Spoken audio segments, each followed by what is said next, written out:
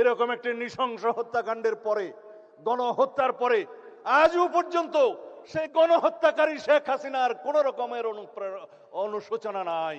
রাজনৈতিক দল হিসেবে আওয়ামী লীগের বিচার দাবি করেছি আমরা, আপনারা দাবি করেছেন, তদন্ত পরিচালিত হচ্ছে। ইনশাআল্লাহ খুব শিগগির রাজনৈতিক দল হিসেবে সেই রাজনৈতিক দলকে বিচারের কাঠগড়ায় নিয়ে যাওয়া হবে। আমাদের প্রতি স্বৈরাচার যেমন, বাংলাদেশের লক্ষ কোটি মানুষের প্রতি স্বৈরাচার যেমন অবিচার করেছিল, আমরা বিচারের নামে কারো প্রতি যেন অবিচার না হয় সে বিষয়টিতেও আমাদের সচেতন থাকতে হবে। সবার অলক্ষ্যে 5 আগস্টের অর্জন কি কোনো একক ব্যক্তি বা দলের? আর জুলাই গণহত্যার বিচার কিভাবে হবে? এই দুই প্রশ্নেরই স্পষ্ট উত্তর দিলেন প্রধানমন্ত্রী তারেক রহমান। আজ এখন থেকে এই মুহূর্তে দেশের মাটি ও মানুষের ন্যায্য অধিকার প্রতিষ্ঠায় জুলাইয়ের মূল চেতনা বলে মন্তব্য করেছেন প্রধানমন্ত্রী তারেক রহমান। তিনি বলেন, 5 আগস্টের অর্জন কোনো একক ব্যক্তি বা দলের নয়, এটি গণমানুষের সংগ্রামের ফসল। 4 জুলাই রাজধানীর চিনমৈত্রী আন্তর্জাতিক সম্মেলন কেন্দ্রে আয়োজিত জুলাই জাতীয় সম্মেলনে বক্তব্যকালে তিনি এসব কথা বলেন। একই ঘটনা ঘটেছে, আপনার উদ্দেশ্য লক্ষ্য। প্রধানমন্ত্রী বলেন, জুলাই গণহত্যার সঙ্গে জড়িতদের অবশ্যই আইনের আওতায় আনা হবে। তবে তিনি একই সঙ্গে সতর্ক করে বলেন, বিচারের নামে যেন কোনো অবিচার না হয়, সেদিকেও সরকার সমান গুরুত্ব দেবে। যেভাবে আপনার আপনজনকে হত্যা করা হয়েছে, অবশ্যই তার জন্য যারা দায়ী তাদেরও বিচার হবে এই দেশের আইন অনুযায়ী। তবে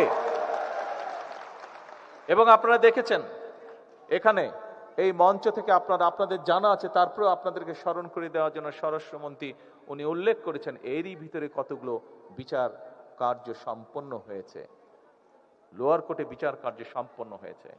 তবে যে কথাটি আমি আপনাদের সকলের উদ্দেশ্যে বলতে চাই, আপনাদের মাধ্যমে সমগ্র বাংলাদেশে শুধু আমার দলেরই নয়, অন্যান্য আরো রাজনৈতিক দল এবং একই সাথে যে সকল অরাজনৈতিক ব্যক্তি যারা 5ই আগস্টকে সফল করেছিলেন, তাদের সকলের কাছে বলতে চাই যে আসুন, আমাদের প্রতি স্বৈরাচার যেমন, বাংলাদেশের লক্ষ কোটি মানুষের প্রতি স্বৈরাচার যেমন অবিচার করেছিল, আমরা বিচারের নামে কারো প্রতি যেন অবিচার না হয় সে বিষয়টিতেও আমাদের সচেতন থাকতে হবে। অনুষ্ঠানে স্বরাষ্ট্রমন্ত্রী বলেন, শীঘ্রই রাজনৈতিক দল হিসেবে আওয়ামী লীগকে বিচারের কাঠগড়ায় দাঁড় করানো হবে।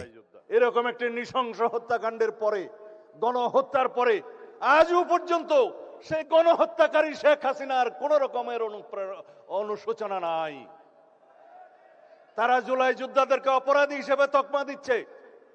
বাংলাদেশের এই গণ অভ্যুত্থানকে তারা বলছে একটা জঙ্গি তকমা দিচ্ছে।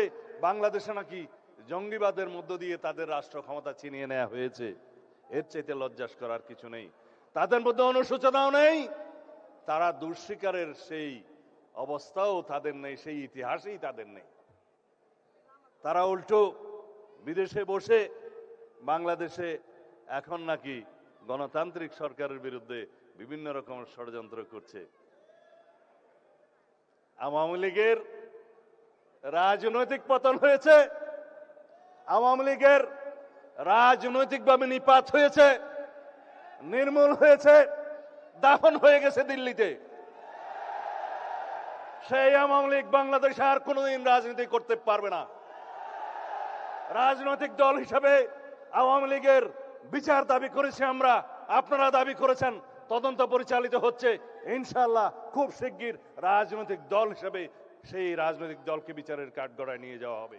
জুলাই বিপ্লবের স্বপ্নকে বাস্তবে রূপ দিতে দেশের জনগণকে ঐক্যবদ্ধ থাকার আহ্বান জানিয়েছেন স্বরাষ্ট্রমন্ত্রী। এর আগে জুলাই আন্দোলনের শহীদ হওয়া পরিবারের সদস্যরা একে একে মঞ্চে এসে তাদের বক্তব্য তুলে ধরেন। এ সময় তারা আন্দোলনের দিনগুলোর ভয়াবহতা এবং তাদের পরিবারের অপূরণীয় ক্ষতির কথা স্মরণ করেন। আমার বড় ছেলে 5ই আগস্ট মারা যায়। 10 তারিখ আগস্টের আমি পিজি হসপিটালে ভর্তি হই। 19 তারিখে আমার ছোট ছেলের ক্লোন ক্যান্সার ধরা পড়ে। একটা 13 বছরের বাচ্চার 3rd স্টেজের ক্যান্সার। তার লাইফে আর কি চাওয়া পাওয়া থাকতে পারে? তার বড় ভাইয়ের মৃত্যু 14 দিন আগে। ইভেন আমার বড় ছেলে মারা যাওয়ার 7 মাস 13 দিনের মাথায় আমার হাজবেন্ড ব্রেন স্ট্রোক করে মারা যায়। আমি 1.5 মাস প্রতিটা মন্ত্রণালয় যোগাযোগ করে লাস্ট পর্যায়ে ডিসিশন হয়েছে 3টা শহীদের নাম ফলো করা হবে। যদি তাদের পঞ্চায়েতের কবরস্থান হয়ে থাকে যাতে পাকা না হোক, যাতে আমার সন্তানেরা, আমার মায়েরা, বোনেরা যাতে তার সন্তানের নামটা ফলো করে দেখতে পারে, তাই আমি স্যারের কাছে বিনীত নিবেদন করব শহীদ পরিবার বাবা হিসাবে। জুলাই শহীদ ফ্যামিলি যারা একমাত্র উপার্জনক্ষম ব্যক্তি হারিয়ে একদম নিঃস্ব হয়ে গেছে, সবার আগে তাদেরকে গুরুত্ব দিবেন। এবং জুলাই অঙ্গহানি ব্যক্তি যারা সারা জীবনের মতো পঙ্গু হয়ে গেছেন, হাত হারাইছে, পা হারাইছে, চোখ হারাইছে, আপনি সবার আগে তাদেরকে গুরুত্ব দিয়ে তাদের সমস্যাগুলো সমাধান করবেন।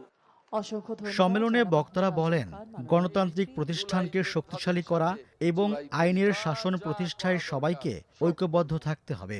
একই সঙ্গে শহীদদের আত্মত্যাগকে স্মরণ রেখে একটি ন্যায়ভিত্তিক রাষ্ট্র গঠনের আহ্বান জানানো হয়। তথাকথিত গণভোটে